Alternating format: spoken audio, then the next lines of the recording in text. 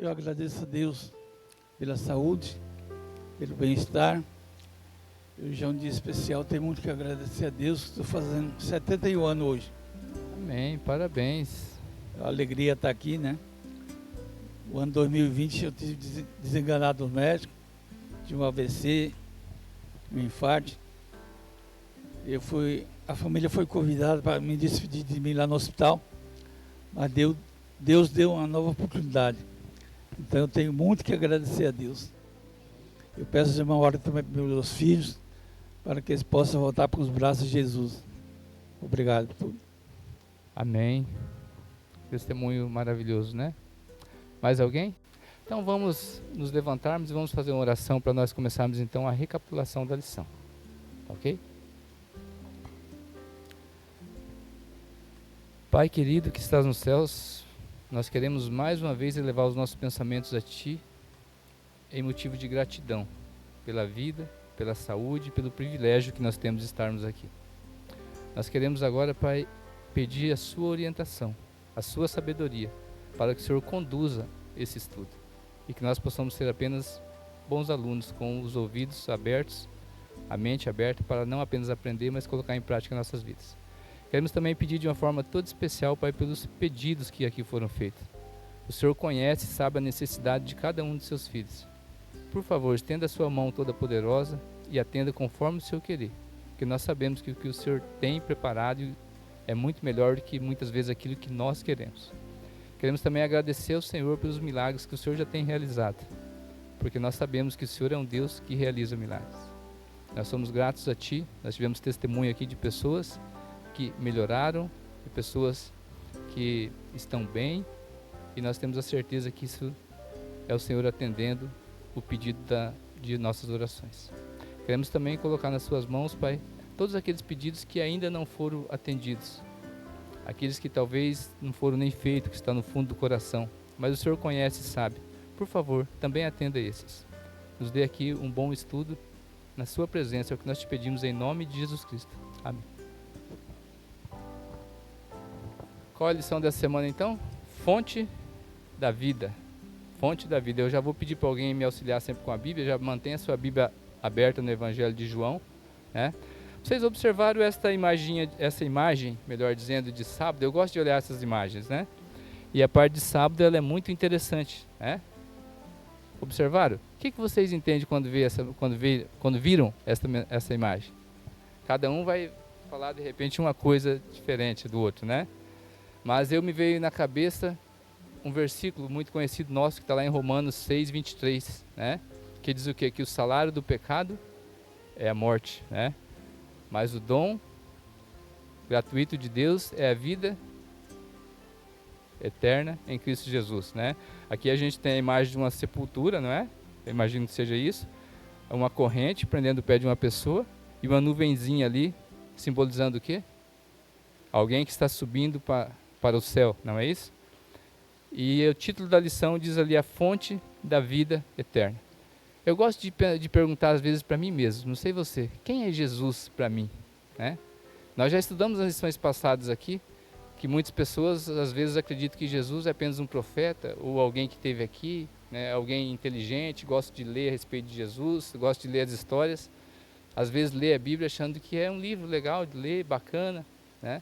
Mas Jesus não é apenas um personagem assim, né?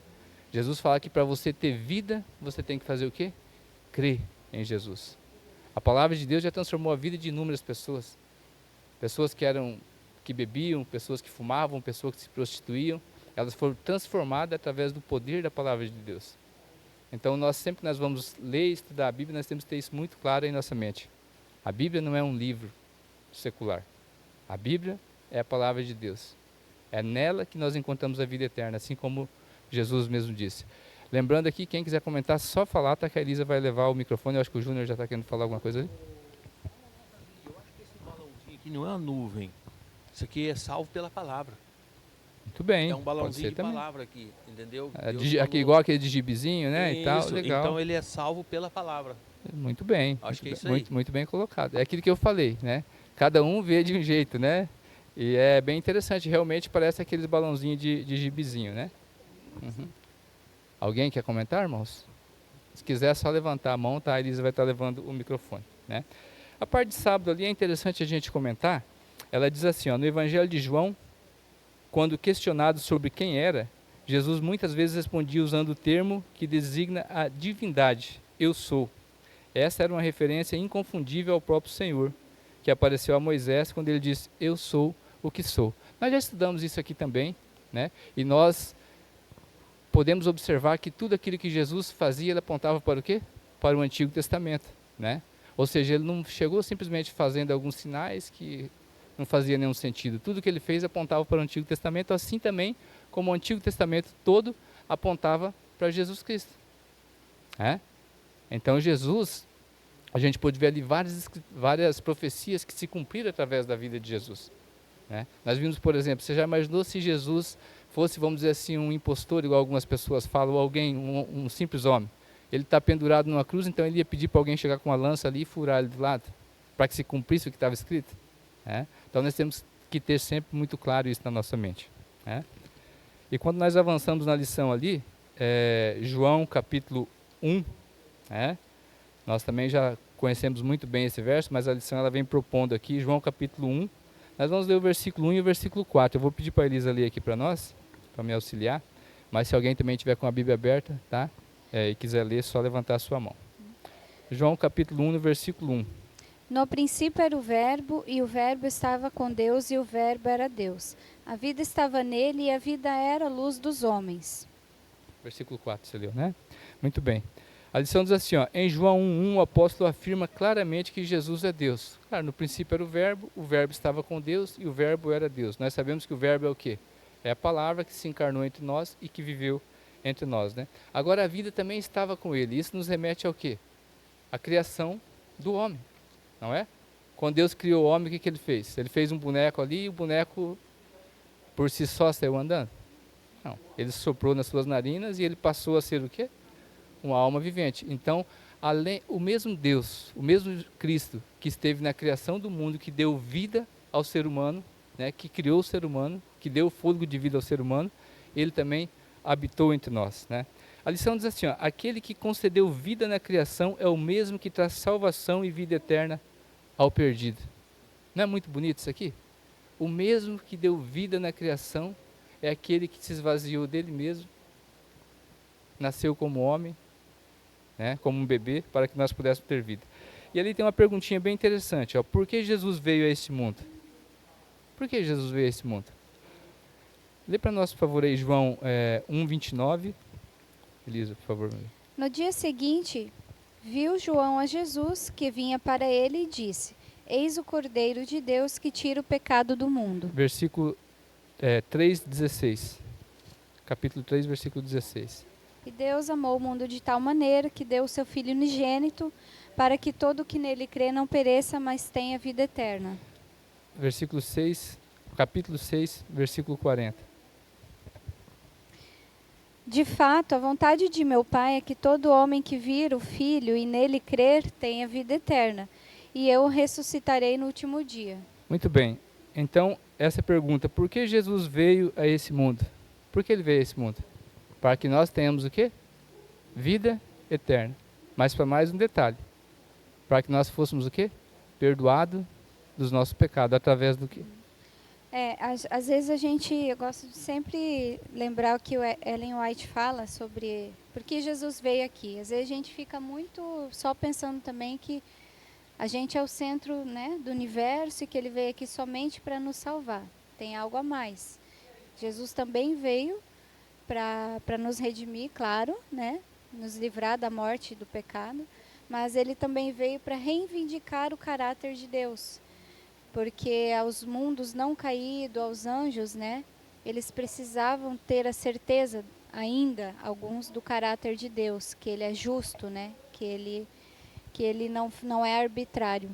Então, Jesus também veio para reivindicar o caráter de Deus. É importante a gente lembrar disso. E também é importante a gente lembrar que o caráter de Deus é o quê na Bíblia? A lei de Deus, né? A lei de Deus. Muito bem, então Jesus ele veio a esse mundo para que nós pudéssemos ter vida eterna e para nos libertar então daquela correntinha que estava amarrando nosso pé lá. Nós estávamos mortos eternamente, né?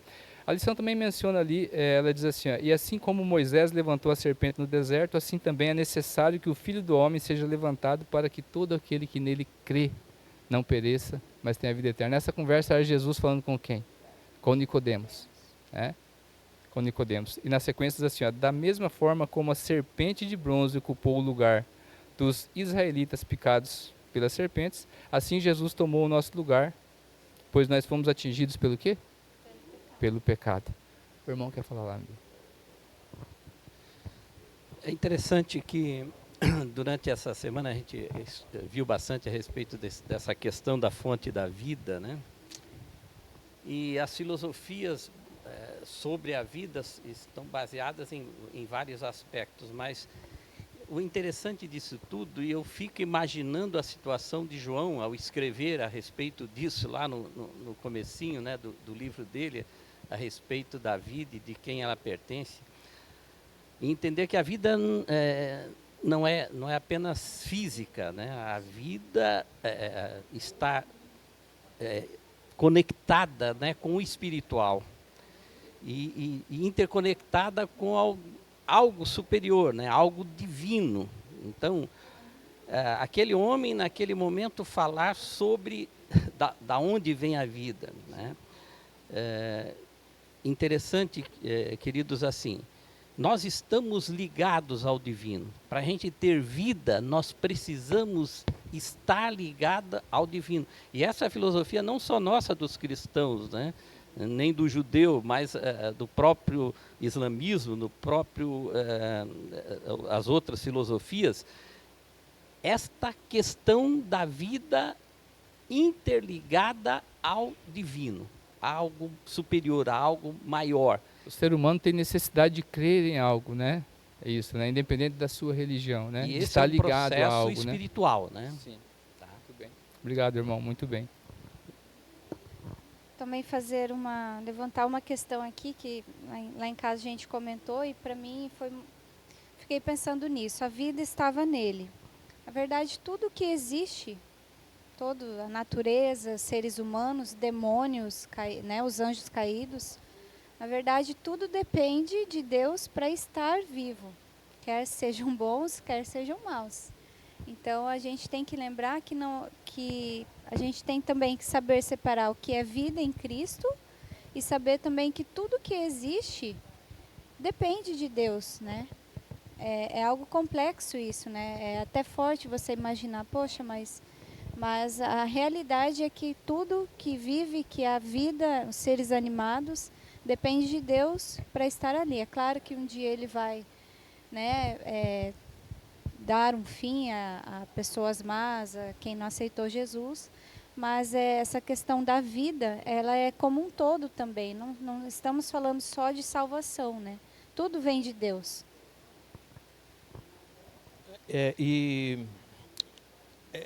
Eu, na parte de domingo, eu me atentei mais no último versículo, que é o capítulo 12, 27. Ele veio para morrer. Às vezes nós olhamos uma cruz e a gente fala, Jesus morreu, mas é muito, muito insignificante o nosso pensamento nisso, muito pequeno, porque ele veio para morrer, é uma coisa que era desconhecida. O mistério da iniquidade é uma coisa que o próprio Deus, através das revelações, diz que não tem como entender como que surgiu esse plano no coração de Lúcifer. E quando há desobediência, é o pecado, porque o pecado é a separação de Deus e o salário do pecado é a morte. Então, quando Adão pecou e Eva, ele falou, vocês vão morrer. Nem vamos entrar nesse outro campo da imortalidade, que o diabo falou que não ia morrer e tal, mas eles não conheciam a morte, não entendiam o que era morrer. E quando Cristo, porque Cristo, Deus, Pai, Filho e Espírito Santo, eles são espíritos, eles não são de carne e osso igual nós. Mas Jesus, ele teve que se fazer carne para que ele pudesse morrer. Então, assim, a divindade experimentou uma coisa que foi o fruto do diabo, cara. A morte é fruto do diabo. E a divindade teve que se submeter a essa humilhante situação de deitar numa sepultura, certo? E morrer. Mas ele morreu por quê? Ele não precisava morrer. Então, assim, o que fez com que ele morresse? Porque como alguém tinha que pagar para resgatar esse mundo criado e não dar o governo eterno para Satanás, cara, ele precisou Hebreus fala, um corpo me achaste. E ele adentrou-se dentro de um corpo. E ele morreu. Ele passou uma cena terrível diante de todos os mundos criados, porque ele teve que, digamos assim, saborear uma coisa que o diabo fez. Tudo isso por causa de quê? Por causa de mim, cara. Entendeu? Então, quando nós chegarmos no céu, nós vamos ter o privilégio de ver Deus que ninguém viu Deus. Nós vamos ter o privilégio de conhecer o Espírito Santo que ninguém conhece, a não ser pelos atos. Mas Jesus, nós vamos ver andando nas ruas, porque o corpo que ele se colocou daqui na terra, nunca mais ele vai voltar, digamos, à originalidade que ele tinha antes do pecado. Olha o preço que ele vai pagar. E para a eternidade, nós vamos conseguir olhar para ele, tocar nele, ver os ferimentos dele, de um Deus que passou por isso, se esvaziou da divindade para se tornar humano e morrer, cara. Morrer por causa de nós. Então isso que é o que mais me chamou a atenção.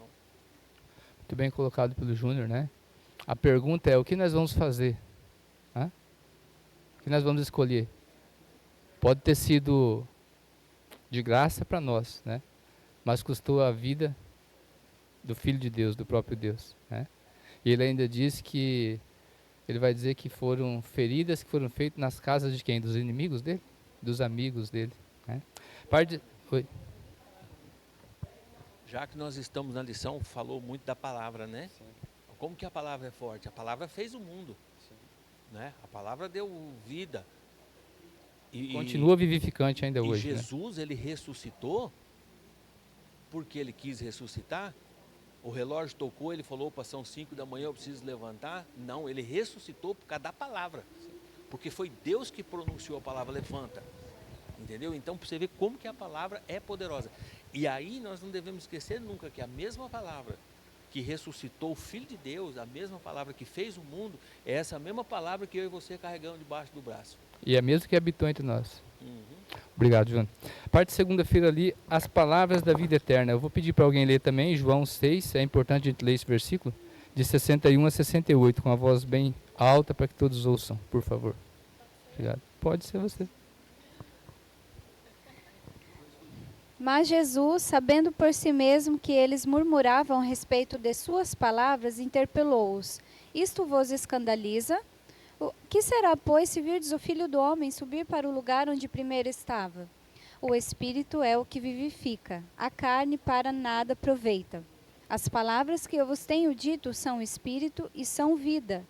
Contudo, há descrentes entre vós, pois Jesus sabia que desde o princípio quais eram os que não criam e quem o havia de trair. E prosseguiu. Por causa disto é que vos tenho dito, ninguém poderá vir a mim, se pelo Pai não lhe for concedido. À vista disso, muitos de seus discípulos o abandonaram e já não andavam com ele. Então perguntou Jesus aos 12, porventura quereis também vós outros retirar-vos? Respondeu-lhe Simão Pedro, Senhor, para quem iremos? Tu tens as palavras da vida eterna. Muito obrigado. Eu sempre paro para pensar também nessa resposta de Pedro, né?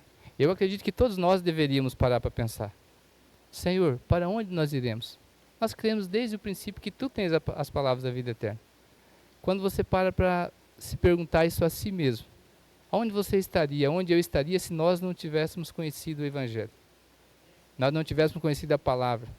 Nós não tivéssemos sido transformados pela palavra, como o Júnior falava da importância da palavra aqui. Onde nós estaríamos? O que nós estaríamos fazendo? Né? E aí nós precisamos pensar outra coisa, né? Qual é o valor que nós estamos dando na palavra? Qual é o valor que nós estamos dando no sacrifício de Cristo? A gente precisa refletir sobre isso. Mas a gente precisa lembrar ali que Jesus ele tinha feito um discurso antes dessas palavras, né? Ele tinha feito um discurso de que ele era o quê? O pão da vida. E quando ele fez esse discurso, ele foi bem interpretado pelas pessoas? Como os fariseus reagiram? Esse aí não é o filho de José e filho de Maria? Como é que ele está dizendo que ele é o pão da vida que desceu do céu? Difícil de engolir. Exatamente. Só isso. Então, o Júnior lembrou aqui, justamente isso, né? Os discípulos falaram assim, duro é esse discurso, quem poderá suportar? E começaram então a abandonar Jesus. E Jesus então vira para os 12, aqueles que estavam mais próximos dele, e diz o seguinte, vocês também querem ir? Né? O discurso é duro, mas ele é necessário. Jesus tinha falado que quem não comesse da carne e não bebesse do seu sangue, não teria parte com ele. Agora eu pergunto a você, o que Jesus quis dizer com comer da carne e beber do sangue? Você ia falar? Sim, eu acho que isso também tem muito a ver com a questão da pobreza de Jesus, né? Eles na verdade, sabiam, eles já tinham entendido a essa altura, os fariseus, né? Que os sinais, os milagres e a vida de Jesus só poderia ser algo divino. Mas eles não aceitavam de jeito nenhum ser alguém humilde, ser alguém pobre. Eles queriam aquele rei com pompa, eles queriam a vingança, eles queriam as coisas do jeito deles. E pela pobreza e humildade de Jesus, né, eles não aceitavam de jeito nenhum. Não aceitaram. Obrigado. Esse comer da carne aqui, queridos, ele significa não apenas aceitar, não apenas crer. Tem muitas pessoas que dizem que aceitam Jesus. Tem muitas pessoas que dizem que creem em Jesus. A Bíblia diz que até os demônios creem em Jesus. Mas não apenas aceitar e não apenas crer, mas se comprometer com Jesus. Ter um pacto com Jesus. Ser fiel a Deus em todas as coisas. Fazer as coisas para Ele por amor. É isso que Ele está dizendo quando Ele fala a vocês, quem não comer da minha carne e não beber do meu sangue, não tem parte comigo. É isso que significa. Né? Deixa eu só falar uma coisa. Essa semana mesmo, igual ele falou desse compromisso, né? Essa semana mesmo, um aluno meu, um ex-aluno meu, a gente falando de questão de trabalho, e aí eu falei, né, que eu tinha feito várias entrevistas, igual eu pedi a oração aqui, e falei que não conseguia por causa da sexta-feira e tal, né? Daí ele falou assim, mas por que você não guarda qualquer outro dia? Ele falou pra mim, né? O domingo, escolhe um dia da semana. Daí eu falei assim, a gente não pode negociar com Deus, né? Foi a resposta que eu dei pra ele. Então, assim, você vê, né, como a gente tem que ter essa questão, igual você falou, né? Qual foi a palavra que você usou aqui? Me perdi agora. Você fala ter comprometimento. Comprometimento, entendeu? Então, quando a gente aceita, então quando a gente conhece a palavra, então a gente tem esse comprometimento, né, com Deus. E aí eu fiquei pensando, né? Eu falei, gente, como que pode? Antes, se você não conhece, você realmente faz o que ele falou. Vou escolher qualquer dia, vamos negociar o Senhor, vou fazer desse jeito, me ajuda mesmo assim, entendeu? Então, a palavra diz, né, João 8,32, conhecereis a verdade vos libertará. Mas João 17,17 diz, santificas na palavra, porque a tua palavra é o quê? A verdade. Né? Então, como a Renata mencionou aqui, depois que você conhece, você tem que fazer o quê? Viver. Ele diz, eu sou o caminho, a verdade e a vida. Isso. E tem um detalhezinho também que é bom a gente sempre lembrar da história, né?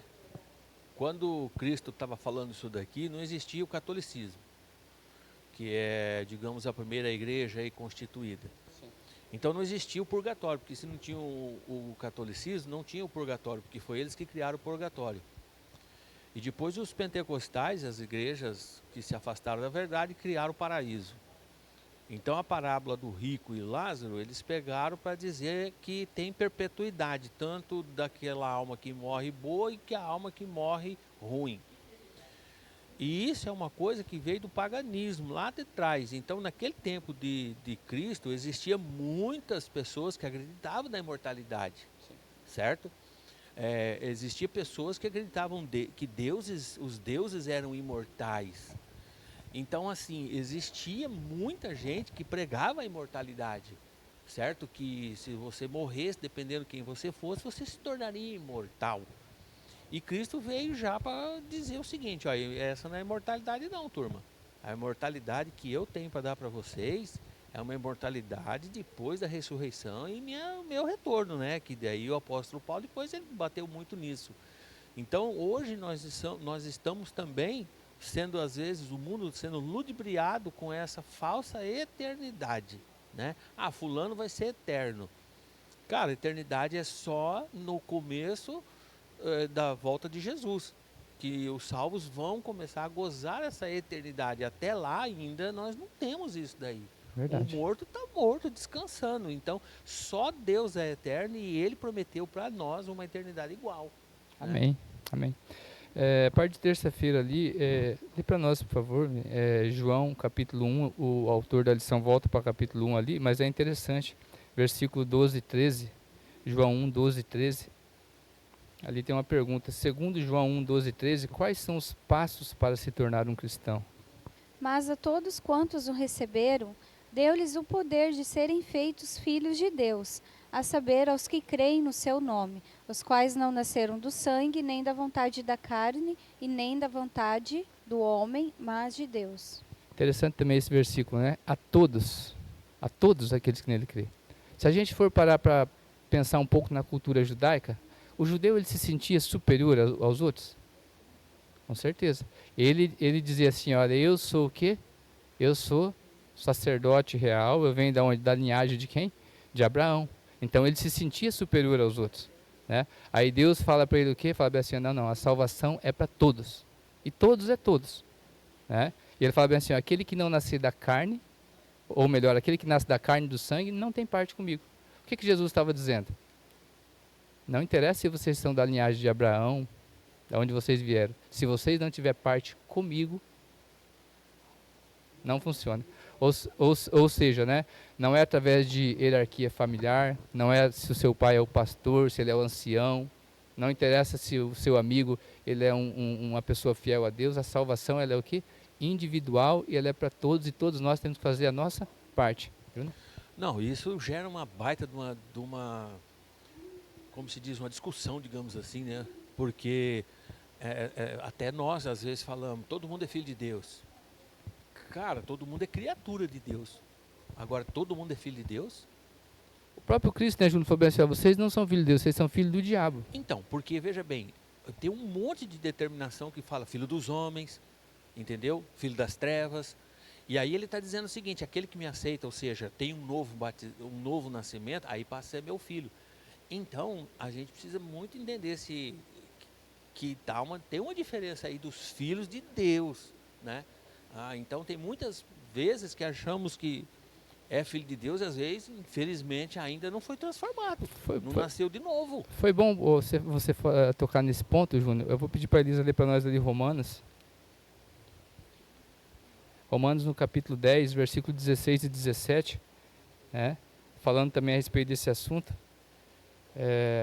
Porque a lição também propõe ali, ela fala assim, que a fé bíblica que se baseia na obra do Espírito Santo em nosso coração, ela é o fundamento da nossa fé. Ela é a grande bênção, é os olhos que veem e os ouvidos que ouvem. E logo abaixo está assim, segundo o entendimento humanista da fé, devemos encontrar fundamentos e critérios para a fé, e depois crer. Já o entendimento bíblico, por outro lado, ele afirma que a própria fé é o fundamento, ou seja, é um dom de Deus, né? Isso não vem de vós, é dom de Deus, não de obras para que ninguém se glorie, né? Mas nem todos obedeceram ao Evangelho, pois Isaías diz, Senhor, quem acreditou na nossa pregação? E assim a fé vem pela pregação e a pregação pela palavra de Cristo. Lê o próximo, por favor. Mas pergunto, porventura não ouviram? Sim, por certo. Por toda a terra se fez ouvir a sua voz e as suas palavras até aos confins do mundo. Então veja bem, quando a lição aqui cita, quando Paulo cita Isaías, né, ele fala que a fé vem pelo ouvir, e ouvir o que? A palavra de Deus. Mas ele pergunta, mas porventura eles não ouviram? Claro que sim. Ele está dizendo, claro que sim. Então a pergunta também para nós hoje, isso já passou, ficou no passado eles, mas nós temos ouvido? Nós temos crido? Nós temos praticado? Nós não vamos poder dar desculpa que nós não ouvimos a palavra de Deus. Né? E a igreja do Perequê ouviu? Claro que sim. Entendeu? Mas seguiu o que ele ensinava? Aí é individual com cada um, né? E quando a gente vai falar para o mundo, a Renata estava falando aqui a respeito do que uma pessoa indicou para ela, para mim também algumas vezes, né? Não, fala com o seu pastor, não sei o quê, né? Abre para nós em 1 Coríntios, logo na frente ali, no versículo 17. A 17 a 24 é curtinho para a gente entender essas coisas. 1 Coríntios capítulo 1, de 17 a 24. Por que é importante a gente entender isso? Né? Deixa a Elisa ler primeiro, que daí a gente comenta. Pode ler, Renato, se você achou. 1 Coríntios capítulo 1, de 17 a 24. Pode ler. Porque não me enviou Cristo para batizar, mas para pregar o evangelho não com sabedoria de palavra, para que se não anule a cruz de Cristo. Certamente a palavra da cruz é loucura para os que se perdem, mas para nós que somos salvos, poder de Deus. Pois está escrito: destruirei a sabedoria dos sábios e aniquilarei a inteligência dos instruídos. Onde está, ó sábio? Onde o escriba? Onde o inquiridor deste século? Porventura não tornou Deus louca a sabedoria do mundo? Visto como na sabedoria de Deus, o mundo não conheceu por sua própria sabedoria, aprove a Deus salvar os que creem pela loucura da pregação. Muito bem. Tá bom, até aí. Quando a gente olha para o mundo, esses versículos não são atuais? É loucura para aqueles que não crêem. Quando você fala em guardar um sábado, quando você fala em ser fiel no seu dízimo, na sua oferta, quando você fala em frequentar uma religião, quando você fala em guardar os mandamentos de Deus, experimenta falar isso para uma pessoa que está no mundo hoje, vivendo as coisas do mundo. Ela está bebendo, ela está fumando, ela tem vários parceiros sexuais, ela, a moda é fica com... Experimenta falar para ele. Esse meu aluno, como se diz, ele não está no mundo, ele é de uma denominação, frequenta e tudo, mas infelizmente não conhece a verdade mesmo. Então, é que na verdade está num lugar que só prega prosperidade, que Jesus ama, então não tem esse entendimento. É por isso que o próprio Salomão vai dizer que a gente se aprende muito mais numa casa onde há luto do que numa casa onde há alegria, me informaram que é 5 minutos ali, eu achei que era até 10:10, mas tudo bem. A parte de quarta-feira vem dizendo ali, rejeitando a fonte da vida, E ali vem citando também os espias que foram ali visitar a terra de Canaã. E eles voltaram com 2 relatórios bem diferentes, E isso mostra para mim e para você algo bem interessante, Quantos espias voltaram com um relatório diferente, negativo? 10. Quantos voltaram com um relatório positivo? 2, Quando você fala em guardar mandamentos, especialmente sábado, aí, é a maioria que quer fazer isso? Não. Mas a palavra de Deus ensina que é assim. O próprio Cristo, quando ele foi tentado por Satanás no deserto, ele poderia ter transformado pedra em pão, mas ele fez o quê? Ele usou o quê? A palavra. A mesma palavra que ele criou o mundo, a mesma palavra que habitou entre nós. Ele falou, não, está escrito. Por isso a importância de nós estarmos fundamentados no que está escrito na palavra de Deus. Hoje tem uma coisa muito perigosa que as pessoas falam assim, não, o que importa é Jesus, eu posso descansar num dia que é Jesus, Jesus está dentro de mim, é isso que basta. Não, tudo bem, mas se o próprio Jesus usou a palavra, usou o Antigo Testamento, se tudo apontava para ele, nós temos que entender que é através da palavra que conduz a vida eterna. Ele mesmo vai dizer, João 5,39, vocês examinam a Escritura porque vocês julgam o quê? Ter nela a vida eterna, e são ela que testificam de mim. Contudo, vocês não querem vir a mim. Então veja bem, quando as pessoas vêm com essa conversinha fiada aí de que o que importa é o amor, que Jesus me aceita do jeito que eu sou, e que... Não tem nada disso não. Você tem que viver através da palavra. O próprio Cristo viveu através da palavra e ensinou que nós devemos viver desta maneira. Então eu preciso fazer o quê? Eu preciso fazer a vontade de Deus através do que está escrito na palavra. O próprio apóstolo Paulo falou, se ensinarem vocês outro evangelho diferente do que a palavra diz, que seja o quê? Maldita, seja anátema. Então é a importância da gente estar sempre fundamentado na palavra de Deus. Okay? A parte de quinta-feira vem dizendo ali condenação. Nós temos 1 minutinho para resumir, mas tem uma pergunta interessante. Por que as pessoas entram em juízo? Nós temos que pensar nisso, porque Eclesiastes capítulo 12, versículo 13 e 14, vai dizer, de tudo que vocês têm ouvido, o fim é, teme a Deus e guarde seus mandamentos, porque Deus há de trazer a juízo todas as coisas. Veja bem, por juízo todos nós vamos passar. O juízo já está acontecendo, o juízo investigativo desde 1844. Todos nós vamos passar. Só que essa palavrinha no hebraico, né? Ela tem duas conotações, juízo e condenação. E se vocês olharem as Bíblias, algumas vai ter uma versão como juízo, outra como condenação, né? Então veja bem, por juízo todos nós vamos nos apresentarmos diante de Deus. Você está em 1 Coríntios ainda aí? Vá a 2 Coríntios, por favor, então. Lê o capítulo 5, versículo 10. 2 Coríntios 5, 10. Porque importa que todos nós compareçamos perante o tribunal de Cristo, para que cada um receba segundo o bem ou o mal que tiver feito por meio do corpo. Então perceba, todos nós vamos comparecer perante de Cristo e vamos vamos prestar conta daquilo que nós fizemos, né? Então, o juízo está acontecendo, todos nós vamos passar por ele. Cabe a mim e a você escolher se nós vamos ser condenados ou não. Como eu entro, a pergunta mais correta deveria ser: por que as pessoas entram em condenação? Porque elas não aceitam a Cristo, né? Nós vamos ler o último versículo para finalizar, que o nosso tempo já deu, João 10. Pode? As pessoas hoje, né, abordam sua fé de uma maneira totalmente humanista, né? Baseado na ciência, baseado na história, né, na arqueologia, e não tem essa preocupação com a questão da vida e da fonte da vida. Sim. Mas quer ver um momento em que começa a mudar essa situação? É na hora que alguém perde um ente querido, ou na hora que nós começamos a ganhar idade e avançamos a nossa vida e chegamos perto do final da vida, né? É exatamente.